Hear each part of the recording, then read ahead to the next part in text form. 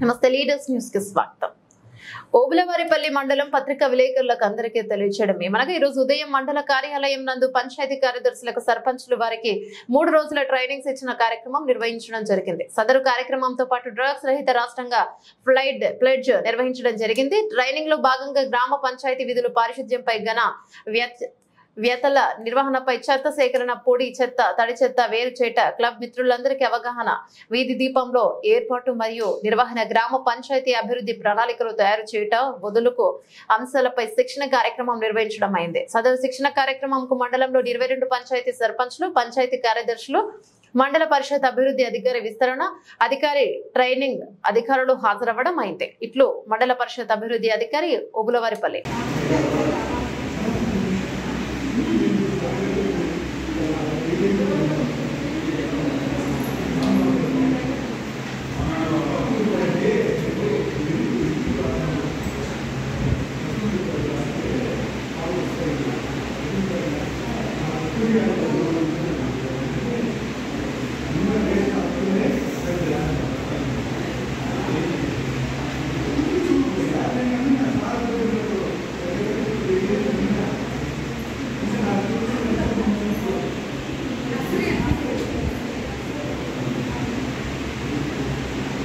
కూరగాయలు